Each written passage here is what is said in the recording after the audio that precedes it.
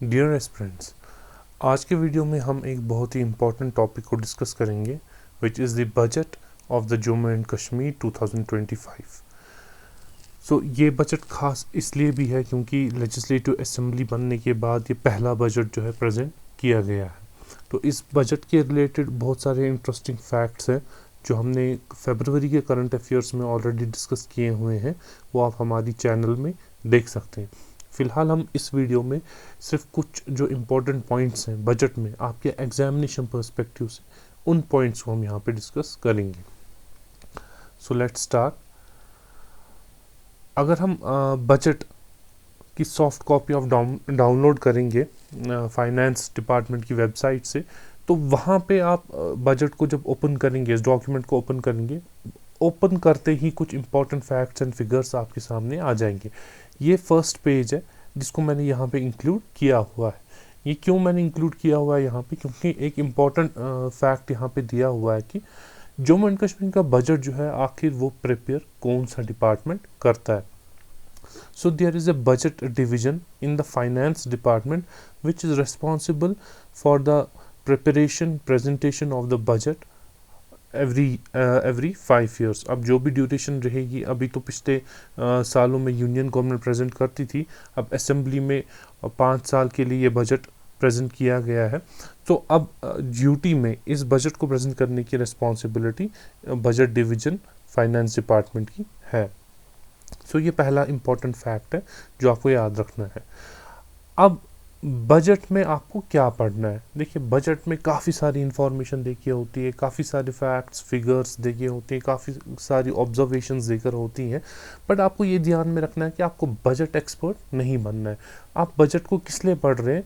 क्योंकि आपको एग्ज़ाम में अपियर होना है, आपको इंटरव्यू में अपियर होना है, वहाँ पे आपको बजट से रिलेटेड कुछ इंपॉर्टेंट चीज़ें पूछ सकते हैं। तो एग्ज़ाम को ध्यान में रखते हुए क्या क्या इंपॉर्टेंट चीज़ें हैं जो आपको बजट में पढ़नी है, वो हम यहाँ पे आपको बताएंगे। For example, important schemes. Government ने जो इम्पॉर्टेंट स्कीम्स बजट में इंट्रोड्यूस की हुई हैं, उन स्कीम्स को इन एंड आउट आपको पढ़ना है। उन स्कीम्स के फीचर्स क्या हैं, एलिजिबिलिटी क्या है, कौन सी मिनिस्ट्री उसको इम्प्लीमेंट करने के लिए रिस्पॉन्सिबल है, ये सब चीज़ें। और दूसरी चीज़, technical jargon and keywords. For example, budget में कोई इकोनॉमिक्स से रिलेटेड कोई वर्ड यूज़ हुआ होता है। आप अक्सर देखेंगे कि यूनियन गवर्नमेंट जो बजट प्रेजेंट करती है उसमें बहुत सारे नए नए वर्ड्स को इंट्रोड्यूस करते हैं। तो इसी तरह से आपको जे के बजट में भी देखना है कि क्या ऐसा कोई नया वर्ड यूज़ हुआ है जो आपने आज से पहले कभी नहीं सुना है, क्योंकि वही चीज़ें एग्ज़ाम में पूछी जाती हैं। और काफ़ी सारी सोसाइटल प्रॉब्लम्स हैं, पब्लिक इश्यूज हैं, उनके सॉल्यूशंस भी कभी गवर्नमेंट ने बजट में प्रेजेंट किए होंगे। फॉर एग्जांपल, पावर सेक्टर को लेकर काफ़ी ज़्यादा न्यूज़ रही है इस साल, क्योंकि वाटर लेवल्स डिप हो गई थी, पावर जनरेशन कैपेसिटी कम हो गई थी, तो उसको लेकर काफ़ी ज़्यादा पब्लिक एंगर रहा है, अप्रोर रहा है। तो उसके रिगार्डिंग क्या कोई सोल्यूशन गवर्नमेंट ने बजट में प्रेजेंट किया है, या पावर के अलावा रोड्स है, इलेक्ट्रिसिटी है, या जो भी कोई इश्यूज़ हैं लोगों के, उसके रिगार्डिंग अगर कोई सोल्यूशन गवर्नमेंट ने प्रोवाइड किया है, उन सोल्यूशंस को पढ़ना भी आपके लिए इम्पॉर्टेंट है। अब इसमें क्या नहीं पढ़ना है, आपको बजट में याद नहीं रखने हैं फिगर्स, यानी कि कितने करोड़ किस स्कीम को अलॉट हुए हैं, उसके साथ आपको कोई लेना देना नहीं है, वो आपको नहीं पढ़ना है, क्योंकि वो कहीं पूछा भी नहीं जाता है, वो आपके एग्जामिनेशन पर्सपेक्टिव से इम्पॉर्टेंट भी नहीं है। या फॉर एग्जांपल, हमारे यहाँ कितने ITIs हैं, कितने कॉलेजेस हैं, JNK की बात मैं कर रहा हूँ, वो भी आपके एग्जामिनेशन पर्सपेक्टिव से इम्पॉर्टेंट नहीं है। तो ये नंबर्स फिगर्स को याद रखना बिल्कुल ज़रूरी नहीं है। हाँ, कुछ इंपॉर्टेंट नंबर्स एंड फिगर्स है। फॉर एग्जांपल, हमारा GSDP कितना है, हमारा लेबर फोर्स पार्टिसिपेशन रेट कितना है, हमारी अनएम्प्लॉयमेंट रेट क्या है, ये सब चीज़ें याद रखना ज़रूरी है। बट ये मिनिमम बिल्कुल माइक्रो डिटेल्स को याद रखना बिल्कुल भी ज़रूरी नहीं है। और कुछ जनरल ऑब्जर्वेशन होती है। फॉर एग्जांपल, गवर्नमेंट ने कभी मेंशन किया होता है कि हाँ, टूरिज़्म सेक्टर को बूस्ट करने के लिए हम उसमें काम कर रहे हैं, इंफ्रास्ट्रक्चर को डेवलप किया जाएगा, रोड्स को और बेटर किया जाएगा, टूरिस्ट एकोमोडेशंस बढ़ाई जाएंगी। मतलब ये जनरल चीज़ें, इनको पढ़ने की ज़रूरत नहीं है। स्पेसिफिक चीज़ें, फॉर एग्जांपल इंफ्रास्ट्रक्चर, ठीक है, अगर मेंशन कर रही है गवर्नमेंट की इंफ्रास्ट्रक्चर को इम्प्रूव किया जाएगा, उसमें क्या किया जाएगा, क्या उसमें कोई स्कीम इंट्रोड्यूस हो रही है, वो पढ़ना ज़रूरी है। क्या उस पर कोई मेजर स्ट्रैटेजी, कोई प्लान बनाया जा रहा है, वो पढ़ना ज़रूरी है। ऐसी जनरल बातों को पढ़ना ज़रूरी नहीं है। फॉर एग्जांपल अगर गवर्नमेंट ने इलेक्ट्रिसिटी से रिगार्डिंग लिखा है कि इस साल हम इलेक्ट्रिसिटी को और इम्प्रूव करने की कोशिश करेंगे, तो इम्प्रूव करने की चीज़ें, ये जनरल चीज़ें, ये सब करने की ज़रूरत नहीं है। सो हम अपना जो बजट है, जो उसका एनालिसिस है, वो लिमिट रखेंगे हम इन ही 3 डिमेंशंस के around. So let's get started without wasting any time. First of all, budget जैसा आपको पता ही है, अगर सिंपल लैंग्वेज में हम देखें, इट इज़ कि गवर्नमेंट के पास कितना पैसा आ रहा है और वो पैसा कहाँ पे खर्च हो रहा है। तो जो पैसा आ रहा है गवर्नमेंट के पास, these constitute the resources of the union territory. हमारे पास जो पैसा आ रहा है, वो पैसा हमारा रिसोर्स है। अब ये पैसा किन किन सोर्सेज से हमारे पास आ रहा है, वो हमारे बजट में दिया हुआ है। यहाँ पे एक पाई डायग्राम दी हुई है, जिसमें आप देख सकते हैं 41% रिसोर्सेज, यानी कि जितना भी पैसा JNK के पास इन 5 साल में खर्च करने के लिए आएगा, वो 41% जो है सेंट्रल ग्रांट से आएगा, यानी कि सेंट्रल गवर्नमेंट जो हमें ग्रांट्स देती है, वो वहाँ से आ रहा है। उसके बाद हमारे जो ओन टैक्सेस हैं, जो यूटी टैक्स के थ्रू पैसा जनरेट करती है, वो कॉन्स्टिट्यूट करता है 19% JNK की इनकम का। इसी तरह से जो हमारे नॉन टैक्स सोर्सेज हैं, फॉर एग्जांपल फाइन्स है, पेनल्टीज़ है, फीस है, स्टैम्प ड्यूटी है, एट्सेट्रा, तो ये कॉन्स्टिट्यूट करता है हमारा 9%। इसी तरह से बोरोइंग्स, जो हमारी गवर्नमेंट कर्जा लेती है, सिंपल लैंग्वेज में बोरो करती है पैसे to meet out the expenditure, it constitutes 13%। Centrally sponsored schemes से हमारे पास जो पैसा आता है, वो हमारे रिसोर्सेज का 11% है। और एसेट मोनेटाइजेशन, यानी कि गवर्नमेंट के पास कोई अपने एसेट थे, कोई बिल्डिंग थी, कोई बड़ी मशीनरी थी, कुछ ज़मीन थी, उसको मोनेटाइज करके जो पैसा हमारे पास आता है, वो हमारे रिसोर्सेज का 7% कॉन्स्टिट्यूट करता है। सो मेजर चंक हमारे रिसोर्सेज का, ज़्यादातर पैसा हमारी यूनियन टेरिटरी में कहाँ से आता है, सेंट्रल गवर्नमेंट के ग्रांट से, इट कॉन्स्टिट्यूट 41%। तो इससे आपको क्या पता चलता है कि हमारी खुद की रेवेन्यू जनरेटिंग कैपेसिटी जो है, वो बहुत ज़्यादा नहीं है। We are highly reliant on the central government for meeting out our expenditure. जो हमारे 5 साल का एक्सपेंडिचर है, उसको मीट आउट करने के लिए हम सेंट्रल गवर्नमेंट पे काफ़ी ज़्यादा डिपेंडेंट हैं, बिकॉज हमारे यहाँ पे रेवेन्यू बेस जो है, रेवेन्यू जनरेटिंग कैपेसिटी जो है, वो बहुत ज़्यादा कम है। ठीक है, तो इस डायग्राम से हमें ये क्लियर हो जाता है कि we are dependent on the central government. तो फर्स्ट नंबर पे we have central government grants, then we have our own taxes. तो उसमें भी आप देखिए गैप कितनी ज़्यादा है, 41% सेंट्रल गवर्नमेंट का है, देन 19%, तो बहुत ज़्यादा गैप है। तो मेजर हमारी डिपेंडेंस सेंट्रल गवर्नमेंट पर है। अब जो पैसा हमारे पास आया, ये खर्च होके आखिर जाता कहाँ है, वो बनाता है हमारा एक्सपेंडिचर पैटर्न। सो जितना पैसा हमें पिछली डायग्राम में जो हमने देखा, जितना भी पैसा हमारे जितने भी सोर्सेज से आया, उसका 29% हमारा जो खर्चा है, वो कैपिटल एक्सपेंडिचर है। कैपिटल एक्सपेंडिचर का मतलब है गवर्नमेंट ने रोड्स बनाई, ब्रिजेस बनाए, ठीक है, स्कूल्स बनाए, कॉलेज बनाए, या फिर पावर सेक्टर में खर्चा किया, पोल्स पर, इलेक्ट्रिसिटी वायर्स पर, डिफरेंट चीज़ों पर, तो जिससे हमारे एसेट्स क्रिएट हो रहे हैं, उसको हम बोलते हैं कैपिटल एक्सपेंडिचर। सो ये कॉन्स्टिट्यूट करता है हमारा 29%। उसके बाद हमारी सैलरीज, यानी कि गवर्नमेंट जो सैलरी पे करती है अपने ऑफिशियल्स को, it constitute 21% of our budget. उसके बाद पेंशन 14%, जो लोग रिटायर हो गए उनको पेंशन पे हो रहा है, और वो हमारी यूटी गवर्नमेंट के रिसोर्सेज का 14% ऑक्यूपाई करते हैं। उसके अलावा पावर परचेज, यानी कि हमारा पावर डेफिसिट हो जाता है स्पेशली विंटर्स में, तो उस टाइम पे पावर हमें परचेज करना पड़ता है, तो उस पे 8% हमारे रिसोर्सेज का खर्चा हो जाता है। अब जो हमने थोड़ी देर पहले देखा था कि हमारी गवर्नमेंट जो है बोरोइंग्स भी करती है, उन बोरोइंग्स पे इंटरेस्ट भी हमें पे करना पड़ता है, तो वो हमारे एक्सपेंडिचर का 10% कॉन्स्टिट्यूट करता है, और बाकी मिसलिनियस एक्सपेंडिचर जो गवर्नमेंट के होते हैं इट कॉन्स्टिट्यूट्स 18%। अब यहाँ पे एक इंटरेस्टिंग ऑब्जर्वेशन है, अगर आप सैलरीज और पेंशन को मिलाएंगे, इनको ऐड करेंगे, यानी कि 21 + 14 इट इक्वल्स टू 35%, तो 35% बजट हमारा सिर्फ सैलरीज और पेंशन पर ही चला जाता है। तो इससे आपको अंदाज़ा होगा कि जम्मू एंड कश्मीर में कितनी ज़्यादा हैवी एडमिनिस्ट्रेटिव मशीनरी ऑपरेट कर रही है, जो हमारे एक्सपेंडिचर का 35% ऑक्यूपाई करती है। इसमें अगर आप पावर परचेज की 8% भी मिला देंगे तो 43%, almost half of our budget goes in the consumption expenditure, यानी कि जिससे कोई एसेट हमारे पास क्रिएट नहीं हो रहा है। आपने सैलरी पे कर दी, एम्प्लॉय ने सैलरी ली, उसने कंज्यूम कर ली एंड ख़त्म। बट जो आप ये यहाँ पे रोड्स, ब्रिजेस, स्कूल्स बना रहे हैं, ये जनरेशन्स के लिए बनता है, जनरेशन्स के लिए इसमें बेनिफिट मिलता है, और ये पब्लिक के लिए एक एसेट क्रिएट हो जाता है, जिसका बेनिफिट सिर्फ एक इंसान तक नहीं बल्कि पूरी कम्युनिटी, सोसाइटी और आने वाली जनरेशन्स को भी मिलता है। तो बट हमारा जो यहाँ पे सेटअप है यूटी का, वो कुछ इस तरह की 43% हमारा खर्चा उन चीज़ों पर होता है जहाँ पे हमारे एसेट्स क्रिएट नहीं होते। अब अगर इसमें आप 8% इंटरेस्ट को भी मिला दें, सो 51%, यानी कि 51% of the budget goes in salary, pension, power purchase and interest.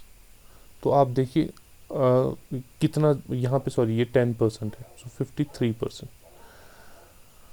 तो more than half of our budget goes in this direction, ना कि कैपिटल एसेट्स क्रिएट करने में बल्कि सैलरीज, पेंशन, पावर परचेज और इंटरेस्ट में। So it is not a very good picture अगर हम फाइनेंसिस के हिसाब से देखें। It's not what we would expect our union territory to be on financial lines. हम चाहेंगे कि कुछ बेटर ही हो, यहाँ पे हमारा एक्सपेंडिचर जो है वो इंक्रीज़ हो जाए, यहाँ से स्टेट गवर्नमेंट की, यूटी गवर्नमेंट की जो है इनकम वो जनरेट हो जाए, और फिर उससे जो खर्चा है इन हेड्स पे अगर करना भी पड़े तो that will be very good. But फ़िलहाल के लिए ये हमारे सामने पिक्चर है। अब हम डिफरेंट सेक्टर्स को एनालाइज करेंगे। Agriculture at the allied sectors, तो एग्रीकल्चर सेक्टर काफ़ी ज़्यादा इम्पॉर्टेंट इसलिए है because more than 50% of the population is dependent on agriculture in union territory of Jammu and Kashmir. So agriculture sector को डेवलप करने के लिए एक प्रोग्राम गवर्नमेंट ने इनिशिएट किया है, ये यूनियन गवर्नमेंट का प्रोग्राम है, हॉलिस्टिक एग्रीकल्चर डेवलपमेंट प्रोग्राम।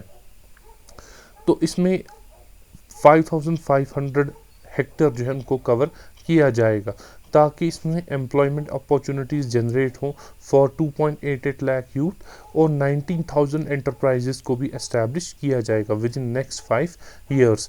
और इस सेक्टर में इस प्रोग्राम की वजह से एक्सपेक्टेड है कि 11% की ग्रोथ हो जाएगी। सो ये बहुत ही इम्पॉर्टेंट प्रोग्राम है। इसमें इस प्रोग्राम के अंडर ऑलमोस्ट 29 सब कंपोनेंट्स हैं, यानी कि इसमें हॉर्टिकल्चर है, सेरिकल्चर है, इसमें पिसिकल्चर है, इसमें बहुत सारे डिफरेंट एग्रीकल्चर की जो सेक्टर्स हैं उन सबको इसमें कवर किया गया है। इनफैक्ट लाइव स्टॉक रियरिंग भी इसमें आता है।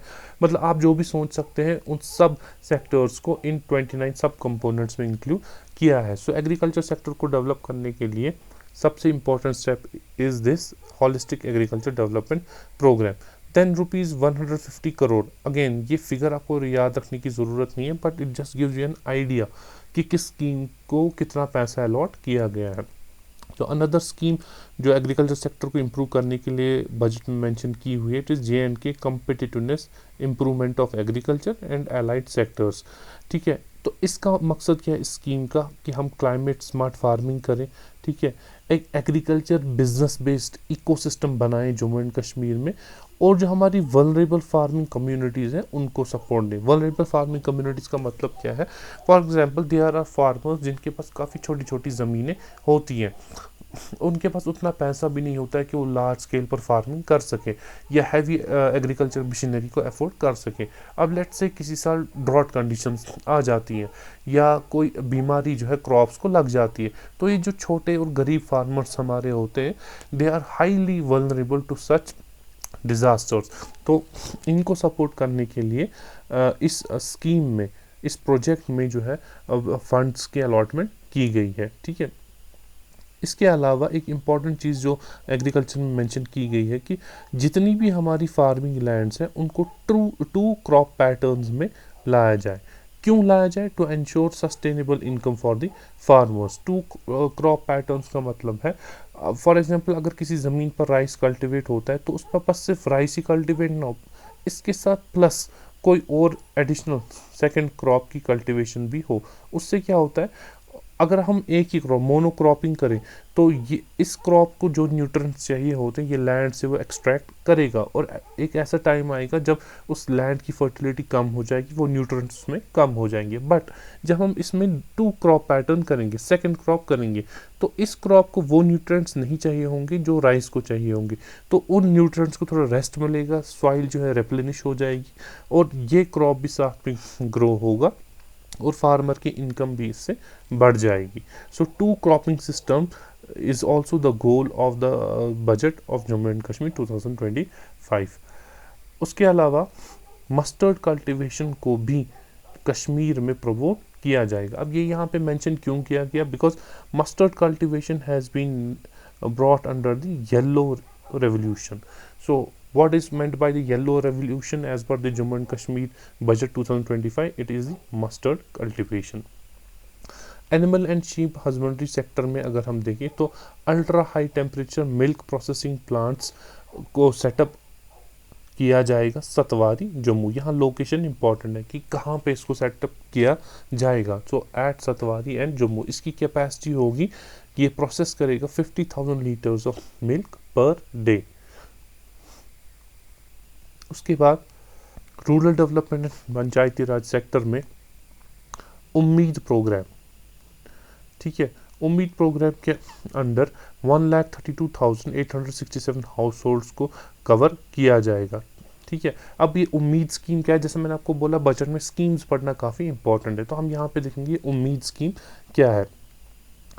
ये स्कीम जो है ये आती है Jammu and Kashmir rural livelihood mission के अंडर। तो ये एक सेंट्रली स्पॉन्सर्ड स्कीम है जिसका मकसद है to encourage women to be self dependent and self sufficient. इसका main objective to help the rural poor across the Jammu and Kashmir. It encourages women to make small savings. ठीक है, तो ताकि वो अपने सेल्फ हेल्प ग्रुप्स को एस्टैब्लिश करें और वो बैंकेबल बन जाए at a reduce rate of interest. Bankable बन जाने का मतलब है कि सेल्फ हेल्प ग्रुप्स के पास इतना पैसा हो जाए कि ये those women who establish them they would be able to help each other financially. और इसमें ज़्यादातर फोकस जो है वुमेन एंटरप्रेन्योर्स पर ही दिया गया है। तो इस स्कीम को इम्प्लीमेंट कौन करता है? इसको इम्प्लीमेंट करता है Jammu and Kashmir state rural livelihoods society. So ये पहली इंपॉर्टेंट स्कीम है जो हमने यहाँ पे पढ़ी। Though it is mostly focused on the women and which women? The women who are specially in the rural areas and who are poor. उसके अलावा ₹230 crore they have been provisioned under the National Rural Livelihood Mission for किस चीज़ के लिए?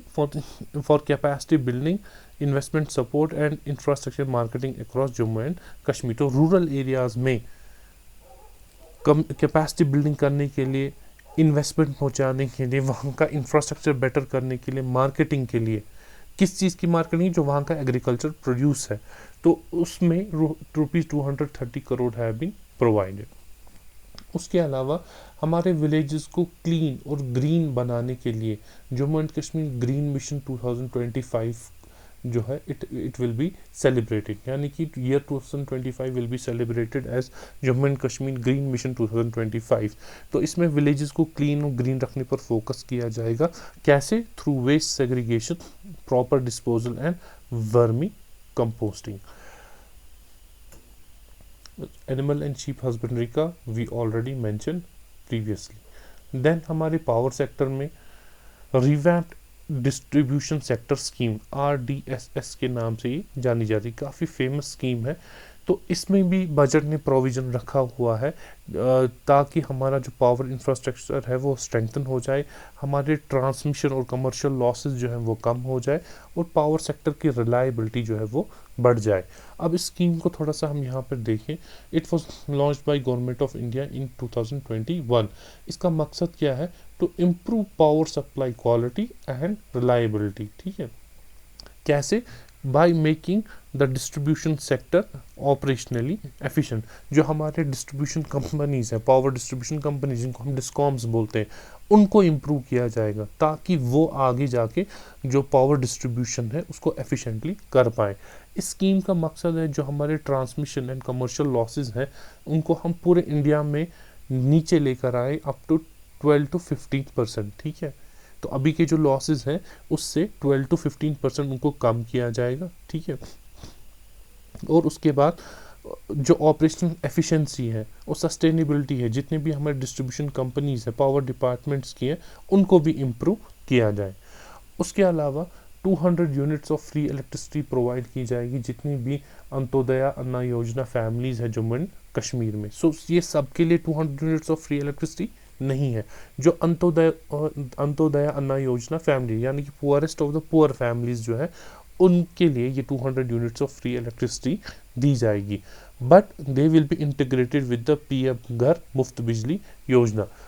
सो PM सूर्य घर मुफ्त बिजली योजना में जो सोलर पैनल्स हैं वो रूफ टॉप्स पे इंस्टॉल किए जाते हैं, वहाँ से इलेक्ट्रिसिटी जनरेट होती है, तो वो हाउस होल्ड जो है उस इलेक्ट्रिसिटी को कंज्यूम कर सकता है और एक्सेस इलेक्ट्रिसिटी को वो ग्रिड को भेज भी सकता है। उसके बाद कुछ मेजर हाइड्रो प्रोजेक्ट्स जैसे कि पकल-डुल है, किरू है, कुआर है, रैटल है, इनको एक्सपेडाइट किया जाएगा, यानी कि ये प्रोजेक्ट्स अभी अंडर कंस्ट्रक्शन ही है, तो इनकी कंस्ट्रक्शन को फास्टन अप किया जाएगा ताकि ये कंप्लीट हो जाए बाय द ईयर 2027। तो यहाँ पे कुछ ये प्रोजेक्ट्स मेंशन किए हुए हैं, हम देखेंगे इनकी लोकेशन क्या है, किस रिवर पर ये प्रोजेक्ट्स लोकेटेड हैं। So Pakul-Dul जो है hydro electric project, it is a 1000 megawatt project and it is proposed on the river Marusudar which is a tributary of Chenab in Kishtwar district of Jammu and Kashmir। इसी तरह से जो Kiru project है, it is 624 megawatt run of the river scheme. आपके लिए ये homework है, आप कमेंट्स में मेंशन करें what is run of the river scheme. इसको मैंने डिस्क्राइब किया है हमारे पिछले वीडियोज़ में, वहाँ पे भी आप इसको देख सकते हैं। सो it's a run of a river scheme which is proposed on the river Chenab in district Kishtwar। So and then we have Kuar hydroelectric project which is 550 megawatt project और ये भी चिनाब रिवर पर डिस्ट्रिक्ट किश्तवाड़ proposed है। Then we have the Rattle hydroelectric project जो 850 megawatt का project है, again run of the river scheme which is located on river Chenab at village Dhrabshala in district Kishtwar. तो ये सारे के सारे प्रोजेक्ट्स जो हैं किश्तवाड़ में ही मौजूद है। और पावर सेक्टर को इम्प्रूव करने के लिए एक नई हाइड्रो पावर पॉलिसी है, उसको इस बार इंट्रोड्यूस किया जाएगा जिसमें प्राइवेट सेक्टर से इन्वेस्टमेंट्स को अट्रैक्ट करने की स्ट्रैटेजी प्लानिंग जो है वो भी इंक्लूड की जाएगी। उसके अलावा फोकस रहेगा गवर्नमेंट का on DSM and zero energy buildings. अब ये DSM एंड जीरो एनर्जी क्या है? जीरो एनर्जी बिल्डिंग्स वो हैं जो उतनी ही एनर्जी कंज्यूम करते हैं जितनी वो एनुअली प्रोड्यूस भी करते हैं। कैसे? For example they have install the renewable energy sources, किसी ने सोलर एनर्जी अपनी बिल्डिंग में इंस्टॉल की है, तो जितनी एनर्जी वो कंज्यूम कर रहा है वो वापस जनरेट कर रहा है through these renewable energy sources, तो ये होगी जीरो एनर्जी बिल्डिंग्स। तो DSM का क्या मतलब है? यहाँ पे जो लिखा हुआ है फोकस ऑन DSM का मतलब है demand side management. Demand side management का मतलब क्या है? एक सिंपल एग्जांपल मैं आपको दूंगा। फॉर एग्जांपल गवर्नमेंट अक्सर बोलती है विंटर्स में आप हैवी हैवी कॉइल हीटर्स को यूज़ ना करें, ठीक है, जो बहुत ज़्यादा इलेक्ट्रिसिटी कंज्यूम करते हैं। तो जो जिनकी स्टार रेटिंग हो, जिन इलेक्ट्रिकल अप्लाइंसेस की, उनको आप यूज़ करें बिकॉज वो एनर्जी एफिशिएंट होते हैं। तो डिमांड साइड मैनेजमेंट यही हुआ कि लोग किस तरह के इलेक्ट्रिकल अप्लाइंसेस यूज़ करते हैं, किस तरह से बिजली को कंज्यूम करते हैं, उससे बहुत ज़्यादा इफेक्ट पड़ता है हमारे ओवरऑल पावर सेक्टर पर। तो डिमांड साइड को भी मैनेज किया जाएगा, जिससे हमारी कंजप्शन पैटर्न्स को और ज़्यादा ऑप्टिमाइज करेंगे और हमारे पावर सेक्टर में इससे इम्प्रूवमेंट आ जाएगी। Then we have tourism and culture. इसमें एक इम्पॉर्टेंट स्कीम मेंशन की गई है, स्प्रेड। स्प्रेड का मतलब क्या है? It is strategic promotion and revamping of emerging alternate destinations. यानी कि जो लेसर नोन डेस्टिनेशंस है हमारी, हम हर साल देखते हैं टूरिस्ट गुलमर्ग जाते हैं, या तो पहलगाम जाएंगे या सोनमर्ग जाएंगे, तो इस तरह की जो वेल नोन डेस्टिनेशन है वहाँ जाते हैं। But there are certain lesser known destination but equally और इवन मोर ब्यूटीफुल। तो वैसी डेस्टिनेशंस को प्रमोट किया जाएगा under this initiative, spread initiative. Then housing and urban development में पीएम ई बस सेवा पर भी बजट में प्रोविजन रखा गया। अभी पीएम ई बस सेवा क्या है? It was launched by the Indian government which aims to augment the city bus operation. तो सिटी में जो बसेस चलेंगे उनके ऑपरेशंस को ऑप्टिमाइज करने के लिए 10,000 electric buses across 100 cities will be diploid, ठीक है। बट इन 100 सिटीज़ में भी प्रायोरिटी उनको दी जाएगी जहाँ पे ऑर्गेनाइज्ड बस सर्विसेज नहीं है। और इससे क्या होगा? इससे ई मोबिलिटी जो है वो प्रमोट होगी और सस्टेनेबल अर्बन ट्रांसपोर्ट जो है वो भी प्रमोट होगा। सो पीएम ई बस सेवा को भी इस बजट के थ्रू इम्प्लीमेंट किया जाएगा। तो हाउसिंग एंड अर्बन डेवलपमेंट में ही पीएम यूनिटी मॉल जो है वो डेवलप किए जाएंगे, श्रीनगर में भी, जम्मू में भी। किस चीज़ के लिए? To empower the local artisans, और उनको फॉरवर्ड मार्केट लिंकेज प्लेटफॉर्म्स भी दिए जाएंगे। फॉरवर्ड मार्केट लिंकेज प्लेटफॉर्म्स का मतलब है जो आर्टिजन्स जो अपने हैंडीक्राफ्ट्स या बाकी प्रोडक्ट्स बनाते हैं, इनको अच्छा सा एक मार्केट मिले, तो इन पीएम यूनिटी मॉल्स के थ्रू वो मार्केट इनको प्रोवाइड किया जाएगा। ये मॉल्स जो हैं they will serve as a platform for promoting and selling ODOP products. ODOP का मतलब है वन डिस्ट्रिक्ट वन प्रोडक्ट। अगर आपको जानना है कि ओडॉप स्कीम को इन डिटेल, तो आप हमारा वीडियो देख सकते हैं, इकोनॉमिक्स में हमने इसको इन डिटेल मेंशन किया हुआ है। तो इन पीएम यूनिटी मॉल्स में इन ओडॉप प्रोडक्ट्स को भी बेचा जाएगा, और उन प्रोडक्ट्स को जिसमें जीआई टैग लगे हों, और बाकी हैंडीक्राफ्ट्स को भी। तो मेनली ये मॉल्स जो हैं ये बनाए जाएंगे फॉर आवर आर्टिजन कम्युनिटी। इसी तरह से हमारे एजुकेशन सेक्टर में एक इनिशिएटिव है JNK-K12, one campus one future, जो JNK गवर्नमेंट स्कूल्स में रोल आउट किया जाएगा, जिसका मकसद है कि हर बच्चा जो है JNK में क्वालिटी अनइंटरप्टेड एजुकेशन को अचीव करे, but in a well equipped environment. यानी कि उन स्कूल्स में इंफ्रास्ट्रक्चर अच्छा हो, वहाँ लैब्स हो, वहाँ प्रॉपर फर्नीचर हो, जो भी कोई प्रॉपर लाइब्रेरी हो, प्रॉपरली वहाँ पे बुक्स अवेलेबल हो। सो JNK-K12 इनिशिएटिव को इस चीज़ के लिए लॉन्च किया हुआ है। देन इंडस्ट्रियल डेवलपमेंट की अगर हम बात करें, ये इंपॉर्टेंट है, यहाँ पे काफ़ी डिटेल में मैंने मेंशन किया हुआ है। क्यों मेंशन किया हुआ है? उसका रीज़न है बिकॉज हमारा जो JNK है, it is more dependent on agriculture. So agriculture sector से बाहर अगर लोगों को निकालना है, उस पे ओवर डिपेंडेंस को अगर कम करना है, ज़रूरी है कि हम हमारी जो बाकी के 2 सेक्टर्स हैं उनको भी डेवलप करें। तो हमारी कौन सी 2 सेक्टर्स बचते हैं? वहाँ पे हमारा बचता है secondary sector and tertiary sector. Secondary sector में हमारी इंडस्ट्रीज आती हैं, तो इसका डेवलप करना काफ़ी ज़रूरी है। तो इसको डेवलप करने के लिए इस बजट में क्या स्टेप्स गवर्नमेंट ने लिए हैं? 46 नए इंडस्ट्रियल एस्टेट्स को जो है डेवलप किया जाएगा, और जो एग्जिस्टिंग इंडस्ट्रियल एस्टेट्स हैं उनको अपग्रेड किया जाएगा, और इन इंडस्ट्रियल एस्टेट्स में लेबर सराई बनाई जाएगी। लेबर सराई का मकसद क्या होगा? ये एक सेफ और अफोर्डेबल हाउसिंग प्रोवाइड करेंगे वहाँ पे जो मजदूर काम करते हैं इन इंडस्ट्रियल एस्टेट्स में, उनके लिए। इसी तरह से एक्सपोर्ट पॉलिसी को रिवाइज किया जाएगा, पब्लिक प्रोक्योरमेंट पॉलिसी को भी रिवाइज किया जाएगा, और लॉजिस्टिक पॉलिसी को भी रिवाइज किया जाएगा, ताकि इसको और ऑप्टिमम बिजनेस फ्रेंडली बनाया जाए। जो JNK स्टार्टअप पॉलिसी है उसको भी रोल आउट किया जाएगा, और जो यहाँ के स्टार्टअप का इकोसिस्टम है उसको भी प्रमोट इस बजट के थ्रू किया जाएगा। और वर्ल्ड बैंक की एक world bank supported central sector scheme है, raising and accelerating MSME performance, RAMP जिसको हम बोलते हैं, जिसके थ्रू एमएसएमई सेक्टर को भी डेवलप किया जाएगा। अगर आपने हमारे प्रीवियस इकोनॉमिक्स के लेक्चर देखे होंगे तो उसमें हमने मेंशन किया है कि हमारा जो इंडस्ट्रियल लैंडस्केप है जम्मू एंड कश्मीर का, it is dominated by the MSMEs. So more than 50% of the industries they are fall in the MSME sector. तो तभी इस सेक्टर को डेवलप करने के लिए काफ़ी ज़रूरी है कि इसके लिए डेडिकेटेड स्कीम्स को लाया जाए। यही एक सेंट्रल सेक्टर स्कीम है जो इस बजट के थ्रू यहाँ पे इम्प्लीमेंट की जाएगी, जिसका नाम है रैप। और एमएसएमई सेक्टर के लिए एक स्ट्रेटेजिक इन्वेस्टमेंट प्लान को भी इस बजट के थ्रू इंट्रोड्यूस किया जाएगा। और business reform action plan for ease of doing business, इसको भी JNK में इम्प्लीमेंट किया जाएगा। फाइनेंशियल सपोर्ट दिया जाएगा 2000 हैंडीक्राफ्ट्स एंड हैंडलूम कोऑपरेटिव्स को। और जितने भी हमारे आर्टिजन्स हैं, वीवर्स हैं, उनको आर्टिजन क्रेडिट कार्ड स्कीम के अंडर 2 लाख रुपए के सॉफ्ट लोन दिए जाएंगे, ठीक है, और जिसके लिए 50 करोड़ रुपीस का बजटरी प्रोविजन रखा गया है। तो यहाँ पे एक और इम्पॉर्टेंट स्कीम आ गई हमारी आर्टिजन क्रेडिट कार्ड स्कीम। जैसे हमारे पास किसान क्रेडिट कार्ड स्कीम है जो हमारे फार्मर्स के लिए, इसी तरह हमारे आर्टिजन्स के लिए आर्टिजन क्रेडिट कार्ड स्कीम है। तो इसमें इनको 2 लाख रुपए तक के लोन्स दिए जाएंगे। और GI टैग्स के लिए गवर्नमेंट और ज़्यादा यहाँ पुश कर रही है for 11 new crafts. For example we have Kishtwari loi and Jammu कॉपरवेयर, इनको अभी GI टैग मिला नहीं है, बट इनके लिए भी गवर्नमेंट पुश कर रही है इनको भी GI टैग मिले। कुल मिला के कितने क्राफ्ट्स के लिए? 11 के लिए। इससे क्या होगा, जब GI टैग मिलेगा तो मार्केट में इनकी डिमांड जो है वो ज़्यादा बढ़ जाएगी, जो इससे एसोसिएटेड आर्टिजन्स हैं उनकी इनकम भी बेटर हो जाएगी।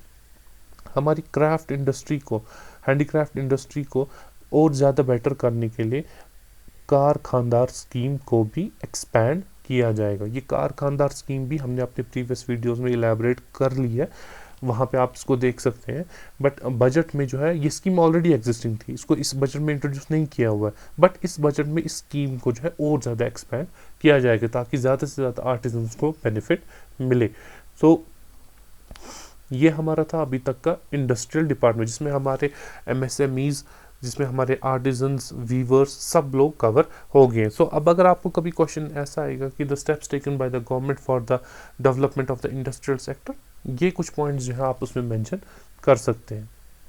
देन हमारे सोशल एंड ट्राइबल वेलफेयर के लिए गवर्नमेंट ने इस बजट में क्या किया है, तो एक प्रोग्राम यहाँ पे चलता है इंटीग्रेटेड सोशल सिक्योरिटी स्कीम, जिसके थ्रू पेंशन दिया जाता है जो हमारे बूढ़े लोग हैं, ओल्ड एज पर्सन्स हैं उनके लिए, और स्पेशली एबल्ड लोग हैं उनके लिए, और विडोज़ के लिए भी। तो 3 कैटेगरीज को इसमें कवर किया जाता है। तो इसमें पेंशन्स को जो है वो बढ़ाया जाएगा इन तीनों कैटेगरी ऑफ पेंशनर्स के लिए। और फाइनेंशियल असिस्टेंस जो है उसको बढ़ाया जाएगा for under the marriage assistant programme for poor girls, जो अंत्योदय अन्ना योजना फैमिलीज़ को बिलोंग करती हैं। इसके अलावा औरतों के लिए 5 सखी निवास एस्टैब्लिश किए जाएंगे जो यहाँ पे डिस्ट्रिक्ट मेंशन है वहाँ पे, और 11 नए शक्ति सदस्य एस्टैब्लिश किए जाएंगे यहाँ जो डिस्ट्रिक्ट मेंशन है उनके लिए। ये किस लिए है? For the women empowerment. For example if any women is in distress she can go to these Sakhi Niwas, तो वहाँ पे they can seek shelter, they can seek help, तो उनको हर तरह की असिस्टेंस वहाँ पे प्रोवाइड की जाएगी। ना जो हमारी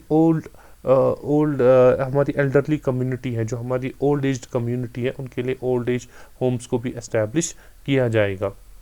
इसी तरह से बच्चों के लिए वात्सल्य साधन जो है बड़गाम डिस्ट्रिक्ट में कंस्ट्रक्ट किया जाएगा। Know what is Vatsalya Sadhan? It is a part of the mission Vatsalya scheme which is an integrated home complex. तो इम्पॉर्टेंट है कि it is an integrated home complex. ये किस लिए बनाया जाता है? To provide child protection services. तो इसमें बच्चों का घर आता है, ऑब्जर्वेशन होम आता है, स्पेशल होम्स आते हैं, सब एक ही जगह पे। और इसमें जुवेनाइल जस्टिस बोर्ड और चाइल्ड वेलफेयर कमेटी के ऑफिस को भी सेटअप किया जाएगा। फॉर एग्जांपल कोई बच्चा जो है कभी गुम हो जाता है, या कभी कोई बच्चा जो है किसी डिस्ट्रेस में हो जाता है, या कोई बच्चा जो है कभी घर से भाग जाता है, तो कोई बच्चा जो जिसकी लाइफ जो है कभी डेंजर में होती है, तो ऐसे बच्चों को रिहैबिलिटेट करने के लिए, ऐसे बच्चों को सेफ एनवायरनमेंट प्रोवाइड करने के लिए ये वात्सल्य साधन को बनाया जाएगा। उसके अलावा एक हाफ वे होम भी बनाया जाएगा। Now what is a half way home? Half way home जो है ये एक रेजिडेंशियल फैसिलिटी है जो एक एनवायरनमेंट, ट्रांजिशनल एनवायरनमेंट प्रोवाइड करती है उन इंडिविजुअल्स के लिए जो जेल से निकले हों, मेंटल हॉस्पिटल से निकले हों, जो उनको हेल्प करते हैं सोसाइटी में वापस इंटीग्रेट होने में, और उनको वो स्किल्स भी प्रोवाइड करते हैं वहाँ पे ताकि वो एक इंडिपेंडेंट लाइफ को गुजार सकें। तो हाफ ए होम जो है ये कोई परमानेंट रेजिडेंशियल फैसिलिटी नहीं है, ये एक ट्रांजिशनल एनवायरनमेंट। फॉर एग्जांपल कोई बंदा जो है 5 साल 6 साल 7 साल जेल में रहा है, अब जेल से निकलने के बाद वापस सोसाइटी में मिलना उसके लिए मुश्किल हो जाता है, तो उनको इन होम्स में भेजा जाएगा ताकि उनको रिहैबिलिटेट किया जाए, ताकि उनको वो नेसेसरी स्किल्स प्रोवाइड किए जाए जिससे वो इजीली वापस अपनी सोसाइटी में इंटीग्रेट हो सकते हैं। इसी तरह से बच्चों के लिए आंगनवाड़ी सेंटर्स को आइडेंटिफाई किया गया है जिनको सक्षम आंगनवाड़ी सेंटर्स में अपग्रेड किया जाएगा और बाल विद्यालय में भी अपग्रेड किया जाएगा, जिससे हमारा अर्ली चाइल्डहुड केयर और एजुकेशन जो है वो स्ट्रेंथन हो जाएगा। बच्चों के लिए 44 child helpline desk across various location वो भी बनाए जाएंगे ताकि उनको अगर कभी इमीडिएट सपोर्ट या असिस्टेंस की ज़रूरत है वो उनको प्रोवाइड की जाएगी। आगे चलते हुए जो हमारे ट्राइबल अफेयर्स है, जो हमारी स्केड्यूल ट्राइब कम्युनिटी है, उनके लिए स्कॉलरशिप प्रोग्राम्स रखे गए हैं, post matric scholarship programme, pre matric scholarship programmes. इसी तरह से 26 नए गुज्जर एंड बकरवाल हॉस्टल्स जो है उनको कंस्ट्रक्ट किया जाएगा, और जो प्रधानमंत्री आदि आदर्श ग्राम योजना है इसमें उन विलेजेस को चूज़ किया गया है, अ टोटल ऑफ 119 विलेजेस, जहाँ पे कम से कम 500 ST पॉपुलेशन है, तो वहाँ बेसिक एम्यूनिटीज़ को डेवलप किया जाएगा। बेसिक एम्यूनिटीज़ क्या है? सड़क है, बिजली है, पानी है, तो इसके अंडर भी 119 विलेजेस को चूज़ किया गया। तो इस बजट के थ्रू इस स्कीम पर भी काम किया जाएगा। इसी तरह से 10 मॉडर्नाइज ट्राइबल होटल्स जो है उनको भी बनाया जाएगा। जो एग्जिस्टिंग हॉस्टल्स हैं हमारे ट्राइबल्स के लिए, उनको अपग्रेड किया जाएगा, उनको मॉडर्नाइज किया जाएगा। इसी तरह से धरती आबा जनजातीय ग्राम उत्कर्ष अभियान, इस स्कीम के अंडर 393 विलेजेस जो JNK हैं उनको टेकअप किया जाएगा ताकि यहाँ की जो ट्राइबल एरियाज़ हैं उनको डेवलप किया जाए और वहाँ की जो कम्युनिटीज़ है उनकी डेवलपमेंट पे भी काम किया जाए।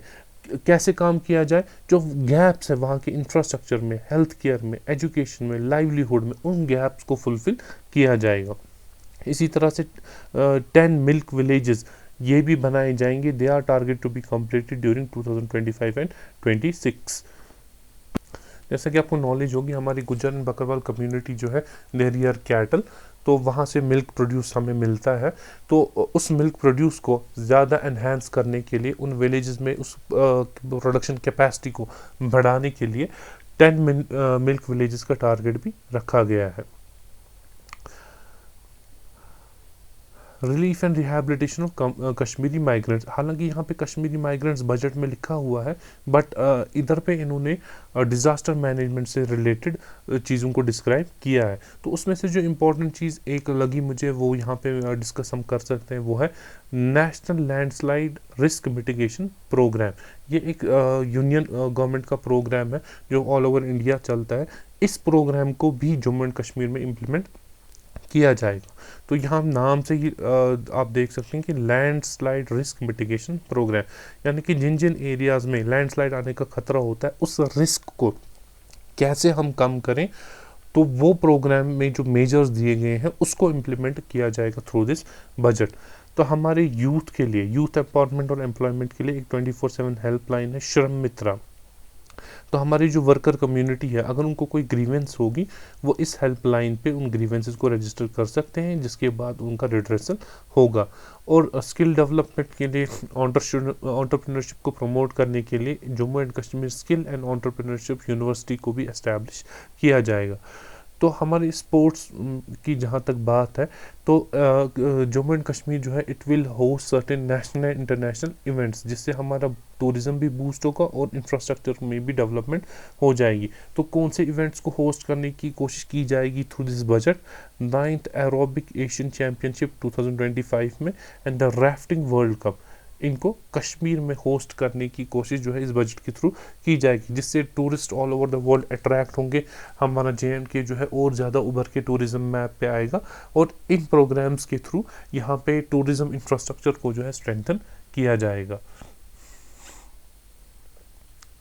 देन फॉरेस्ट एंड एनवायरनमेंट काफ़ी इंपॉर्टेंट, यहाँ पे मेंशन किया है कि 4 कंजर्वेशन ब्रीडिंग सेंटर्स को एस्टैब्लिश किया जाएगा for rare and endangered species.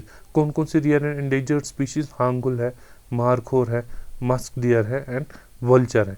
मकसद क्या है इन कंजर्वेशन ब्रीडिंग सेंटर्स का? कि हम इंक्रीज़ करें पॉपुलेशन और इन स्पीशीज़ को कंजर्व करें। तो इनके बारे में आप इन डिटेल पढ़ेंगे, specially about hangul, markhor, musk deer. ये 3 तो बहुत ज़्यादा इम्पॉर्टेंट है। इस हांगुल को कंजर्व करने के लिए already we have project hangul, ठीक है। उसके अलावा अब एक कंजर्वेशन ब्रीडिंग सेंटर को भी एस्टैब्लिश किया जाएगा। Then food and civil supplies में स्मार्ट PDS को रोल किया जाएगा।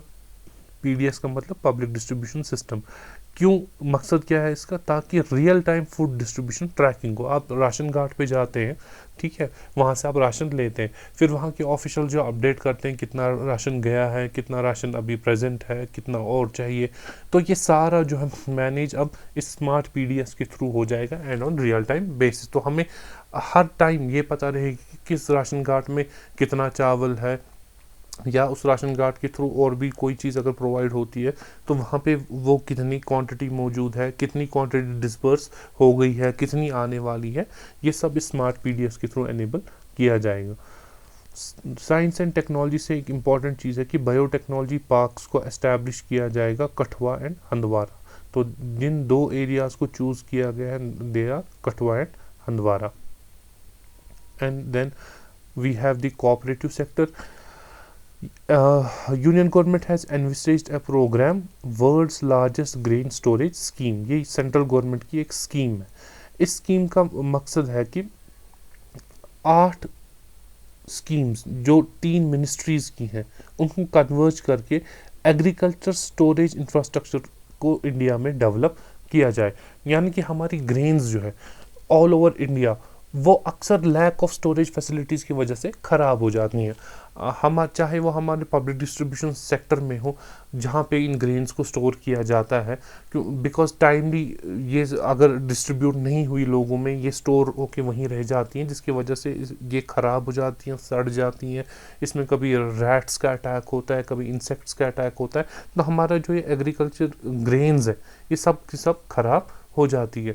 अब ये ख़राब क्यों होती है? बिकॉज हमारे पास उतनी ज़्यादा स्टोरेज फैसिलिटी अवेलेबल है ही नहीं जहाँ पे हम इन ग्रेन्स को स्टोर करें। आपको पता है कि गवर्नमेंट जो है फार्मर्स से ग्रेन्स प्रोक्योर करती है हर साल, जो फिर ओवर इंडिया डिस्ट्रीब्यूट होता है through the public distribution system. But क्योंकि गवर्नमेंट के पास अभी इतनी ज़्यादा स्टोरेज फैसिलिटी नहीं है कि सारी की सारी ग्रेनरी जो है इसको प्रॉपरली स्टोर किया जाए, तो इस प्रॉब्लम को ओवरकम करने के लिए ये स्कीम गवर्नमेंट ने स्टार्ट की है, world's largest grain storage scheme, to address the shortage of agriculture storage infrastructure in India. तो इसमें गोडाउन्स बनाए जाएंगे और बाकी एग्रीकल्चर इंफ्रास्ट्रक्चर कहाँ पे बनाया जाएगा? At the level of primary agriculture credit societies. ये बनाने से क्या होगा? हमारी फूड सिक्योरिटी स्ट्रेंथन होगी, हमारी फूड वेस्टेज कम होगी और फार्मर्स भी इससे हमारे एम्पावर हो जाएंगे। तो Jammu and Kashmir is also participating in this scheme and budgetary provision has been accordingly provided to implement this scheme in Jammu and Kashmir. तो lastly we have this transport sector. इसमें एक वुमेन एम्पावरमेंट का एक इम्पॉर्टेंट पॉइंट ये है कि free bus service for women passengers. अब कौन सी बसेस, किन बसेस में इनको फ्री सर्विस प्रोवाइड की जाएगी? जो पब्लिक ट्रांसपोर्ट बसेस है, प्राइवेट बसेस नहीं। अब कल को कोई औरत ये पढ़कर जो है बाहर निकल के फिर लड़ना शुरू करे कि जी फ्री सर्विस मिल रही है, तो हर जगह फ्री सर्विस नहीं है। पब्लिक ट्रांसपोर्ट में फ्री सर्विस है, जो SRTC की बसेस हैं उनमें, और जो e buses smart city operations cooperation के अंडर चलती है उनमें। तो इन दो तरह की ट्रांसपोर्ट पब्लिक ट्रांसपोर्ट बसेस में फ्री सर्विस प्रोवाइड की गई है for the women of Jammu and Kashmir. So ये कुछ इंपॉर्टेंट पॉइंट्स थे बजट से जो आपके एग्ज़ाम से रिलेटेड इंपॉर्टेंट हो सकते हैं, जो आप अपने एसेज में यूज़ कर सकते हैं, इंटरव्यू में यूज़ कर सकते हैं, जिससे आपके MCQs सॉल्व हो सकते हैं। सो हम इस बजट के अलावा जो है इकोनॉमिक सर्वे पर भी एक डिटेल लेक्चर लेकर आएंगे। सो इकोनॉमिक सर्वे एंड बजट मिला के आपका जम्मू एंड कश्मीर का एक काफ़ी ज़्यादा पोर्शन ऑफ सिलेबस जो है वो ख़त्म हो जाएगा, और एक अपडेटेड पोर्शन, आपको लेटेस्ट फैक्ट्स फिगर्स सब कुछ पता रहेंगी। So budget and economic survey को आप अच्छे से कवर करें and you will do good in examination. So मिलते हैं हमारे नेक्स्ट लेक्चर में। Till then take care and good bye.